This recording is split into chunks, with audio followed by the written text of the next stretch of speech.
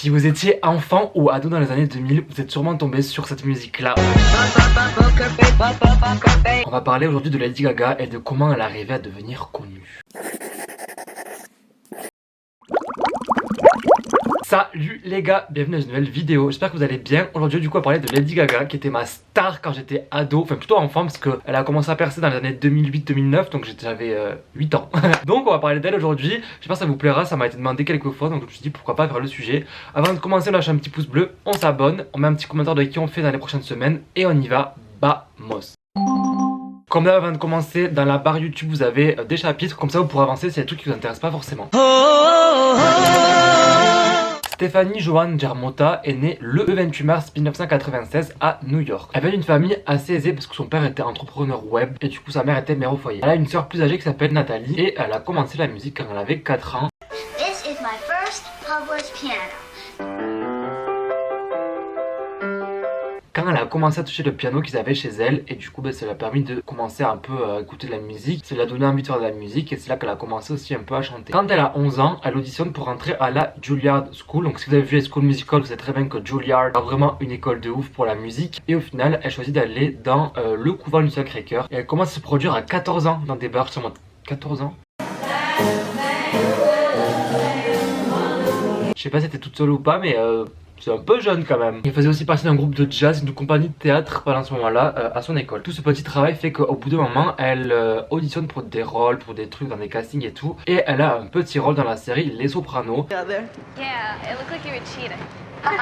Dans lequel elle aura vraiment un rôle minime mais elle passera quand même dans un épisode de la série. Après son high school, quand elle avait 17 ans, elle auditionne pour entrer dans la Tisch School of the Arts à New York et elle est retenue après avoir passé plusieurs auditions avec 20 personnes du monde entier. Je pense que vous savez mais la musique c'est pas forcément parce que tu as fait une école que tu vas réussir à être chanteur, justement c'est un peu du hasard. Voilà, donc elle a quand même fait une très bonne école et en vrai elle est douée. Elle est douée parce que par exemple il y avait un concours de chant à l'école annuel.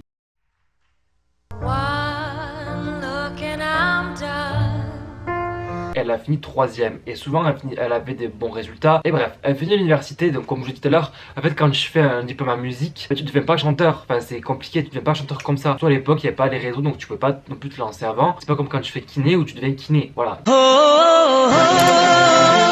À ce moment-là, du coup, elle cumule 3 emplois. Elle travaille dans un bar de striptease, elle est serveuse et gogo danseuse. Ce qui fait qu'elle a quand même un emploi du temps très chargé. Et à côté de ça, elle essaie de se lancer dans la musique. Et du coup, elle crée un MySpace. On en a déjà parlé dans la vidéo de Nicki Minaj. Dans sa Davichi, elle crée son MySpace qui s'appelle Stephanie Music, dans lequel elle postera des covers, des musiques qu'elle a créées, etc.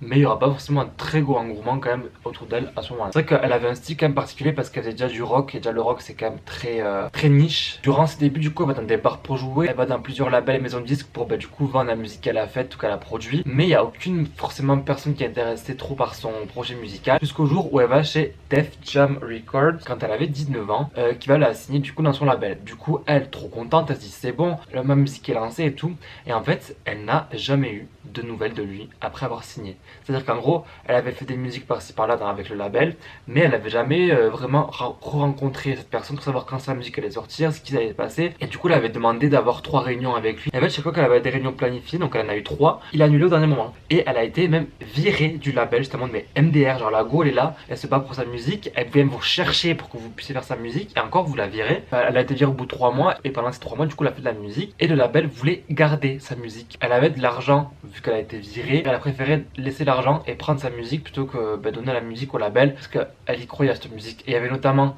des bops comme Beautiful Dirty Rich et Paparazzi.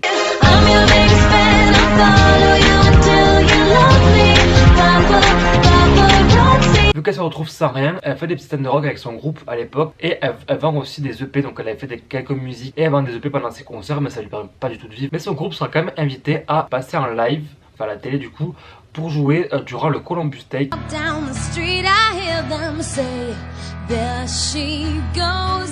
Et c'est là qu'elle sera remarquée par Maura Cassé et elle travaille sur un album pour enfants qui s'appelle Scott and the Secret Dimension. C'est à ce moment-là de sa vie qu'elle commencera à prendre de la drogue, commencera aussi à avoir un peu des idées pas sombres mais vraiment à se dire j'y arrive pas, genre là c'est trop compliqué la vie. Du coup elle commence à se voilà. À 19 ans, donc elle enchaîne plein de refus, notamment avec la maison de disques auparavant. Et au fur et à mesure, elle décroche un contrat dans une maison de disques. Là, vous allez me dire trop bien pour elle et tout. Le trigger warning, du coup, on va parler de ces sujets-là, avancer là où je vous dirais.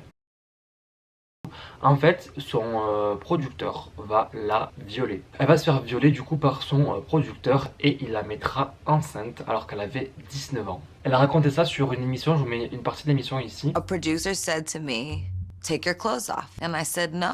And I left. They told me they were gonna burn all my music. And they didn't stop asking me. And then I just froze and I don't even remember. I do not ever want to face that person again. First I felt full on pain. Then I went numb.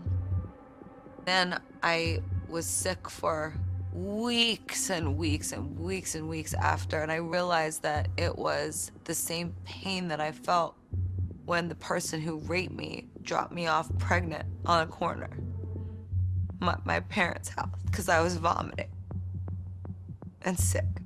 Because I'd been being abused. I was locked away in a studio for months. Le mec avait quand même 20 ans de plus qu'elle, donc elle avait quasiment 40 ans. Et en fait, elle a jamais voulu dire qui était ce mec parce que je pense que d'un côté, elle avait peur aussi, elle devait se protéger parce qu'à l'époque, et encore aujourd'hui malheureusement, les femmes avaient très peu de pouvoir dans l'industrie musicale. Les hommes avaient tout le pouvoir. Donc en soi, si elle se rebellait ou si elle disait, elle pouvait se faire blacklist de beaucoup de labels, de beaucoup de radios et du coup plus passer. Donc je pense qu'elle a malheureusement elle a préféré se taire. Beaucoup de médias et de personnes savent, pensent savoir qui c'est parce qu'en fait il s'est passé la même histoire avec Kesha. Kesha, donc quand elle avait 18 ans, elle était sous le label de Dr Luke, qui est un gros producteur très connu, très influent, qui l'aurait je pense que qu'il l'a, mais bon, on va quand même dire qu'il aurait parce que ça n'a pas été prouvé, entre guillemets, qu'il aurait du coup violé et drogué quand Kesha, à 18 ans, a voulu rompre son contrat avec lui. Et même si elle a porté plainte plusieurs fois contre lui, la justice n'a pas jugé bon de donner raison à Kesha et elle devait quand même faire des albums sous son label à Dr Luke, donc lui donner quand même de l'argent au mec qui l'a violé à 18 ans. Apparemment, Katy Perry s'est aussi fait violer parce que Lady Gaga a dit que le patron d'Interscope lui avait dit, ainsi qu'à Kesha, que Dr Luke avait violé Katy Perry. Et Katy Perry elle a toujours nié cette partie-là de sa vie. Je sais pas si c'est pour se protéger ou si c'est parce que c'est faux. Et après du coup avoir été VIOL, elle a eu des syndromes post-traumatiques qui s'appellent de la fibromyalgie. Donc c'est une maladie qui provoque des douleurs dans tout le corps. Et dans son documentaire 5 Foot, je sais plus trop quoi, on la voit avoir ces crises. Chase this pain for 5 years. But when I feel the adrenaline in my music. Et elle a dit que c'est horrible parce que du coup elle a des douleurs et ça lui rappelle un peu le viol et c'est un truc post-traumatique. I hope that people watching it that do struggle with chronic pain know that they're not alone. It's freeing for me because, and I mean to say this because I want people that struggle with it to hear me, there is a degree of self-deprecation and shame that goes along with feeling in pain a lot. And I want people that watch it that think that there's no way that I live that way to know that I struggle with things like them. Et elle a dit pourquoi elle voulait pas aussi dire qui elle était parce qu'en fait elle a pas envie de l'affronter une deuxième fois. Elle veut plus jamais revoir ce mec qui l'a violée. Donc après cet incident qui a marqué sa vie, elle passe avec son groupe pour être un des 9 actes de New Songwriter Showcase de 2006 où elle sera repérée par Wendy Starrand.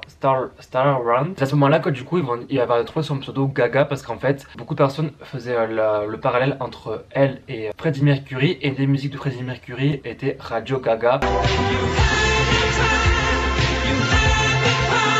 Ils ont dit Lady Gaga. Du coup c'est ça qui a fait qu'elle s'appelle Lady Gaga aujourd'hui.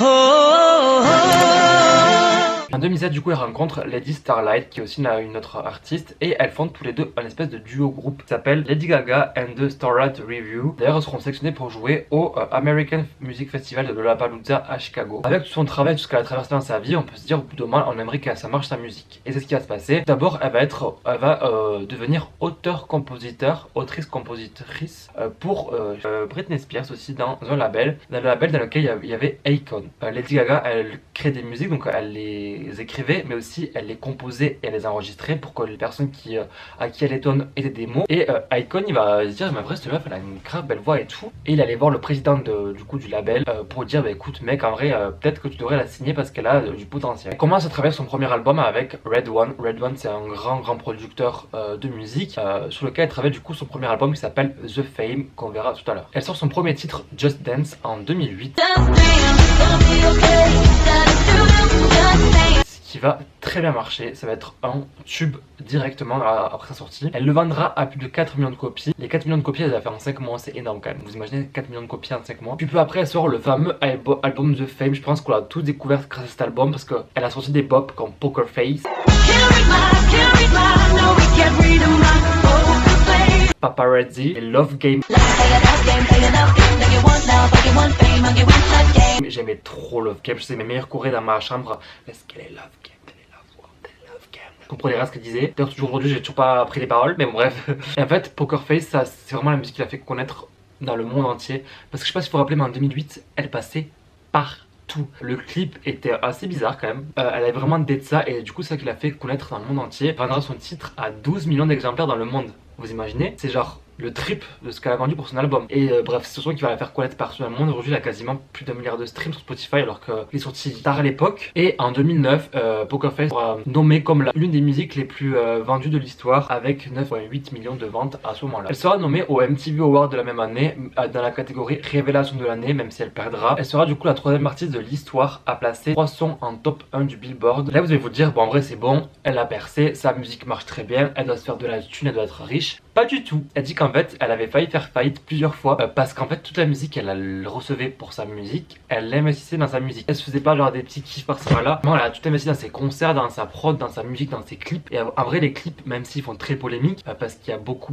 bref, sont quand même assez bizarres, on va dire. Ces clips sont artistiquement parlant, quand même très qualitatifs. Il y a un art qui est fait derrière qui doit coûter très cher en tout cas. Elle a dit, chaque dollar que je gagne va au concert. Nous arrivons enfin à un point où il ne s'agit plus de faillite. Mais avec une tournée à venir bientôt, je serai probablement à nouveau sans abri. En soi c'est pas débile en soi parce que vu que c'est le début, autant investir plutôt que s'acheter des sacs de luxe ou s'acheter des conneries qui servent à rien. Le 18 novembre 2009, elle sort The Fame Monster qui est une réédition de son premier album The Fame où elle rajoute 8 titres dont Bad Romance.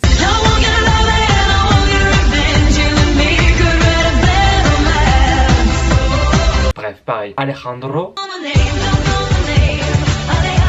et Téléphone avec Beyoncé. Pour son deuxième album, Beyoncé, incroyable. D'ailleurs, fun fact, Téléphone de base était destiné pour Britney Spears. Which song did you write that you had submitted to her and she turned it down? A couple. I did one for her that she used called Quicksand, and then I wrote Telephone for her. Right, and she didn't put it out on an album. Elle n'a pas voulu, du coup elle est passée à côté d'un tube mondial. Du coup son album pareil, gros succès.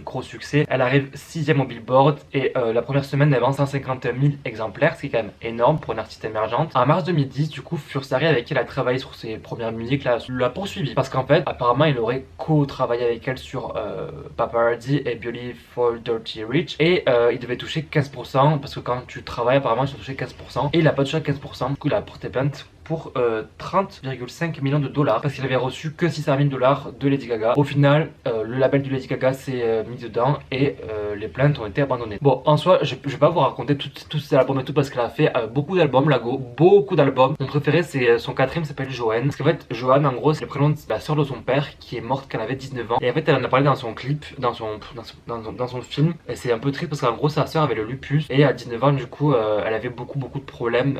Du coup, elle était hospitalisée et elle avait des lésions partout sur le corps. Enfin, je connais pas trop le lupus en vrai. Cette maladie, c'est un peu inconnu. Je sais qu'il y a Selena Gomez qui l'a. Et à l'époque, c'était quand même très méconnu. Ce qui fait que, en fait, elle allait mourir. Quand ils ont vu les lésions qu'elle avait sur les mains, ils voulaient l'amputer des mains de base. Et sa mère, elle a dit je préfère que elle ait ses mains et qu'elle parte comme ça plutôt que son dernier souvenir soit d'elle sans les mains et qu'elle meure et qu'après elle ait plus de mains quoi. Donc au final, elle est morte comme ça. Stéphanie, Lady Gaga, c'est toujours identifié à elle. Et elle a fait du coup un album qui s'appelle Joanne avec une musique qui s'appelle aussi Joanne qui est incroyable.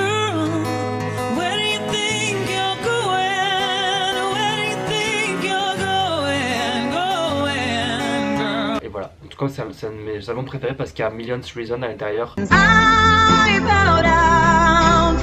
Si des personnes sont tristes un jour, parce que moi c'est vraiment ma thérapeute musique, Lady Gaga elle a fait une représentation chez Howard Stern, qui est du coup une radio, dans laquelle où elle interprète Million Reasons. Je mets l'extrait ici. Give me a million reasons, giving me a million reasons, about a million reasons. I bow down to pray and try to make the worst seem better. Lord, show me the way. Je mettrai la vidéo en barre d'infos.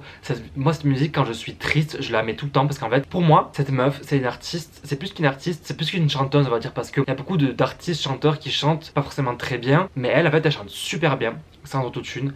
Elle a une prestance, elle a un charisme et elle a aussi un acting sur scène. En fait, elle a tout. C'est vraiment un tout cette meuf. Je pense qu'elle a beaucoup travaillé sur ça. Dans cette vidéo, tu peux ressentir vraiment toutes les émotions. Et c'est ouf qu'elle arrive à faire ressentir autant d'émotions en une musique. Donc, je recommande. On va parler un peu de Lady Gaga, de son parcours et de ses dramas. Il faut savoir que c'est un artiste qui est quand même très engagé parce qu'elle a fait beaucoup de concerts caritatifs pour notamment le sida et pour Haïti quand il y avait le séisme. Donc elle a récolté de l'argent qu'elle a donné à ces causes. C'est une machine à buzz en fait. Lady Gaga, ce qu'elle fait, c'est qu'elle fait beaucoup de bad buzz pour faire passer des messages. On va voir ça du coup maintenant. Passons du coup à ses polémiques. Dans son troisième album, du coup, elle a fait une musique qui s'appelle Judas.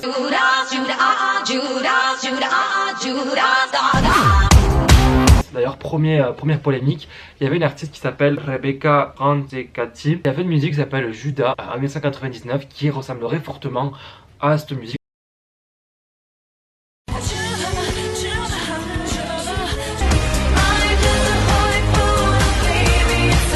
Voilà, apparemment elle l'aurait copié. Bon, ça n'a jamais été prouvé scientifiquement, on va dire, enfin, musicalement parlant, donc pas trop eu de suite à ça. Ce clip fera beaucoup polémique parce que la Ligue catholique va se rebeller un peu, à dire mais qu'est-ce qu'elle fait en fait. En fait, le thème c'est tomber amoureuse d'un gars à répétition, enfin du mauvais gars contre un bad boy. C'est une musique qui est quand même très noire. Faut savoir que Judas, je savais pas parce que j'ai pas fait de catéchisme, mais c'est un des 12 apôtres de Jésus qui l'a trahi et qui l'a envoyé vers les méchants entre guillemets. Voilà, bon, je vais faire un résumé, mais c'est des personnes qui veulent développer un peu plus, développer en commentaire. Du coup, c'est pas forcément quelque chose qui est bien vu dans la religion, il me semble. Et elle a fait une musique là-dessus et en fait dans son clip c'est quand même très noir. Et la Ligue catholique a dit: je trouve que Gaga est de plus en plus hors sujet. Elle essaie de piller l'idolâtrie chrétienne pour consolider ses performances dénuées de talent, médiocres et ennuyeuses. Il y a des artistes talentueux et puis il y a Lady Gaga. Et c'est le seul moyen de booster sa prestation. Ceci n'est pas un hasard, nous nous rapprochons de la semaine sainte et du dimanche de Pâques. En gros, elle a sorti cette musique, je crois, une semaine avant Pâques pour faire un peu polémique parce que du coup c'est une fête religieuse et du coup elle sort ce morceau à ce moment-là. Pareil, dans le même album, elle fera polémique aussi parce que dans la musique Alejandro, déjà elle avale un chapelet qui apparemment voudrait dire que ce serait un signe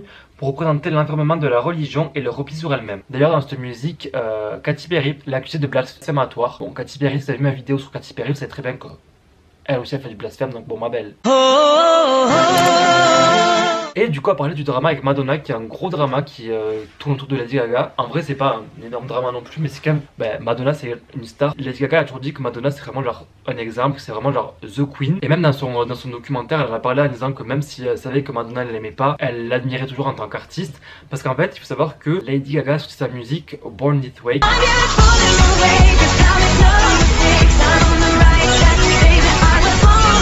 qui a très bien marché, qui est aussi une hymne pour la communauté LGBT et pour beaucoup d'autres causes. Madonna, c'est une musique qui s'appelle Express Yourself.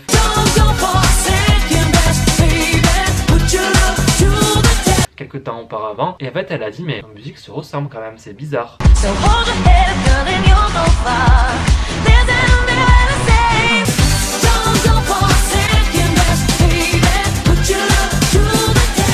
Et Madonna elle a fait un medley, donc qui est un enchaînement de différentes chansons jouées sans coupure. Tu sais que du coup elle a mis Express Yourself et Born This Way.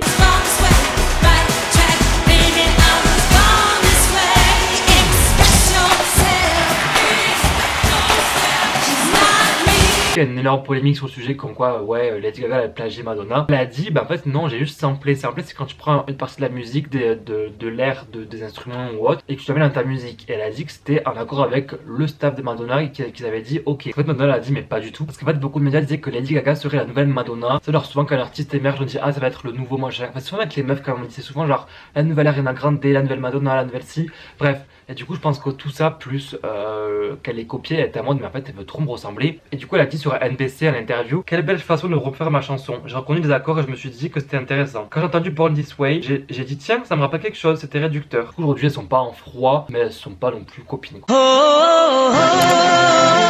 En 2010, elle fera une énorme polémique, Lady Gaga, quand elle va se rendre au MTV Awards. Dans cette remise de prix, dans cette cérémonie, elle avait 8 tenues et elle a décidé de recevoir le prix de la vidéo de l'année avec cette tenue-là. I never thought I'd be asking Cher to hold my meat purse. Je pense que vous devez vous en rappeler, en 2010, ça avait fait polémique. Ça passait dans tous les journaux, ça passait même à la télé, sur le journal de France 2 et tout. Et en soi, elle a fait un bad buzz qui avait marché parce qu'elle a voulu faire passer le message. En fait, elle était habillée en viande crue. Voilà. Moi, ça me dégoûte déjà. Je me dis, il ne s'agit pas d'une provocation vers les végétariens. Comme vous le savez, je suis la dernière personne à porter des jugements sur les autres. Et vous le dire que si on ne se bat pas pour faire respecter nos droits, on n'en aura pas plus qu'un morceau de viande accroché sur un os. Et je ne suis pas un morceau de viande. Apparemment, c'est aussi pour protester sur le fait que dans l'armée américaine, les homosexuels et les bisexuels devaient annoncer quelle orientation sexuelle ils avaient pour pouvoir servir dans l'armée. Et elle trouvait ça pas du tout normal. Et apparemment, du coup, c'était pour ça qu'elle avait fait ça. Il y a la PETA, donc la PETA, c'est un peu la SPA aux États-Unis, qui a pété un plomb en appelant au boycott des musiques de la chanteuse et à ne plus acheter ses albums parce que pour elle, c'était vraiment de la provocation. En 2014, elle fera aussi une performance qui va choquer Internet. En fait, elle était à Austin pour un de ses concerts et dans la musique Swine, elle se fait vomir dessus par Millie Brown et du coup, elle se fait vomir dessus. Je mettrai l'extrait ici pour les personnes qui sont hémétophobes avancées.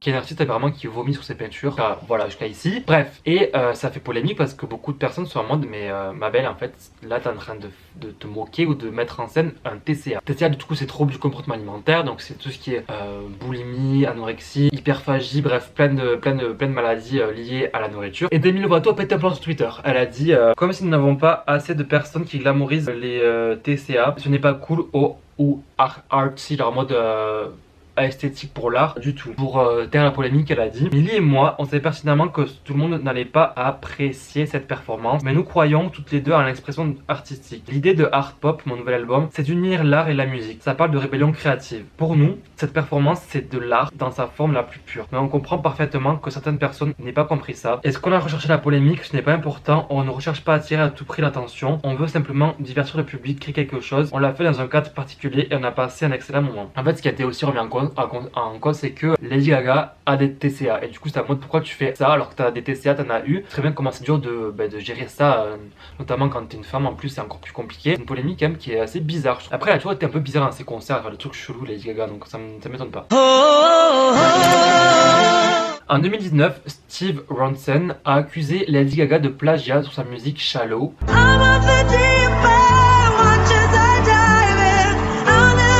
C'est à moi. Ah bon? Ah bon?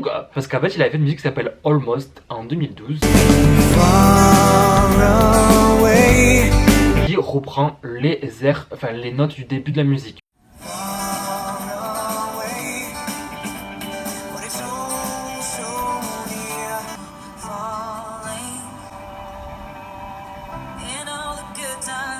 Du coup, elle a porté plainte encore une fois pour faire un peu un bad buzz aussi, je pense, pour faire un peu un buzz sur sa musique, pour que du coup les gens aient l'écouter. Et en fait, il y a des musicologues, je connaissais pas du tout cette profession, qui ont analysé ça. Ils ont dit, mais en fait, ton accord de ta guitare au début, il y a plein de musiques qui l'ont déjà fait. Enfin, t'es pas le seul à l'avoir fait. Du coup, ben, il a perdu. Enfin, c'est pas qu'il a perdu, c'est qu'en fait, les plaintes ont été mises de côté en disant, ben, ma belle, non, en fait. Voilà. On va finir ici parce que je pense, en fait là j'ai sélectionné quelques moments de sa vie parce que sinon ça aurait duré 45 minutes. Peut-être que je ferai une partie 2 avec beaucoup plus de détails sur ses polémiques et sur ses derniers albums. En tout cas, si ça vous a plu, n'hésitez pas à me dire en commentaire, lâchez un petit pouce bleu, abonnez-vous et nous on se revoit du coup bientôt pour une nouvelle vidéo. Voilà, bisous.